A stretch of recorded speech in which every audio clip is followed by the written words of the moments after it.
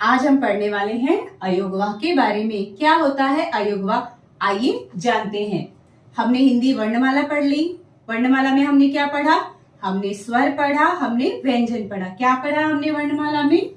स्वर और व्यंजन, ये दोनों हमने हिंदी वर्णमाला में पढ़ा है। लेकिन हिंदी वर्णमाला में कुछ ऐसे वर्ण हैं जो ना तो स्वर के अंतर्गत आते हैं, ना ही व्यंजन के अंतर्गत आते हैं। अर्थात उन्हें ना तो स्वर कहते हैं, ना ही व्यंजन, ये दोनों नहीं कहते। तो उन वर्णों को क्या कहते हैं? उन वर्णों को कहते हैं अयोगवाह।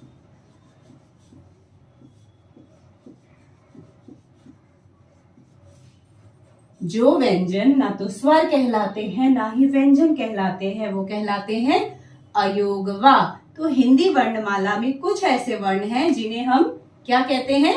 अयोगवाह। तो आइए उन वर्णों के बारे में जानते हैं।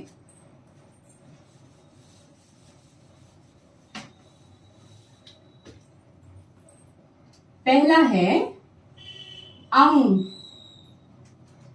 ये पढ़ा है ना हमने। इसे क्या कहते हैं? इसे कहते हैं अनुस्वार। अंग को क्या कहते हैं? इसे कहते हैं अनुस्वार। इसका चिन्ह क्या है? इसका चिन्ह है शिरोरेखा के ऊपर एक बिंदी। इस प्रकार से ये दर्शाया जाता है किसी भी शब्द में। उदाहरण के लिए देखिए, जैसे कि ये क्या है? हंस, पंखा और कंगना। तो देखिए इसका उदाहरण हंस, पंखा और कंगना। और इसका उच्चारण स्थान, यानी जब भी हम इसका उच्चारण करते हैं अंग का, तो किस प्रकार होता है? उस वक्त हमारे नासिका से श्वास बाहर जाती है। नासिका यानी हमारे नाक से श्वास बाहर जाती। अंग उच्चारण कीजिए तो आप भी समझेंगे। हंस, पंखा, कंगना। तो ये है पहला अयोगवाह। दूसरा क्या है? देखिए, दूसरा है आहा। दूसरा है आहा। इसे क्या कहते हैं? इसे कहते हैं विसर्ग। इसे कहते हैं विसर्ग। इसका चिन्ह क्या है? देखिए, कोई भी जो वर्ण, व्यंजन या कोई भी शब्द होता है, उसके पास इसे इस प्रकार से इसका चिन्ह लगता है। उदाहरण के लिए देखिए कुछ शब्द, जैसे कि प्रातः, पुनः, ये इसके उदाहरण हैं। जब भी हम विसर्ग का उच्चारण करते हैं तो हमारे कंठ से श्वास बाहर जाती है। प्रातः, पुनः, आप करके देखिए उच्चारण।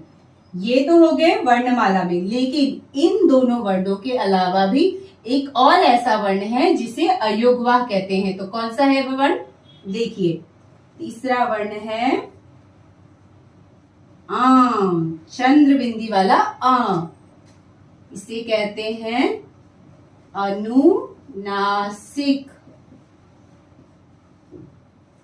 और इसे या क्या कहते हैं? चंद्र बिंदु।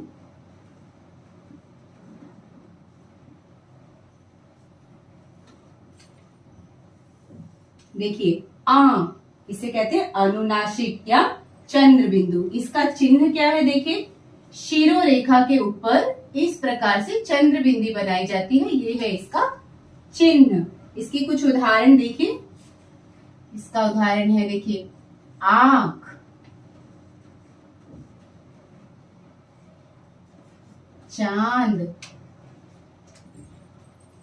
क्या है ये? अनुनासिक, या इसे कहते हैं चंद्र बिंदु।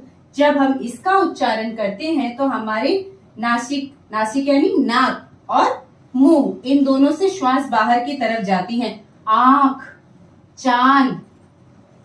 तो ये है हिंदी के 3 ऐसे वर्ण जो ना तो स्वर में आते हैं, ना ही व्यंजन में आते हैं। उन्हें कहते हैं अयोगवाह। आइए एक बार फिर से उन्हें हम पढ़ लेते हैं। हमने क्या क्या पढ़ा आज? पहला अयोगवाह है अंग, जिसे कहते हैं अनुस्वार। किस प्रकार लिखा जाता है? इसका चिन्ह क्या है? शिरोरेखा के ऊपर एक बिंदु। इसका उदाहरण देखिए, हंस, पंखा, कंगना। दूसरा अयोगवा है आहा, इसे कहते हैं विसर्ग। इसका चिन्ह क्या है? 2 बिंदु। इसका उदाहरण देखिए, प्रातः, पुनः। तीसरा अयोगवा है आ, इसे कहते हैं अनुनासिक या फिर चंद्र बिंदु। इसका चिन्ह देखिए, शिरोरेखा के ऊपर एक चंद्र बिंदु। उदाहरण देखिए, आंख और चांद। तो ये है 3 अयोगवाह। आपको ये वीडियो कैसा लगा मुझे जरूर बताइए। धन्यवाद।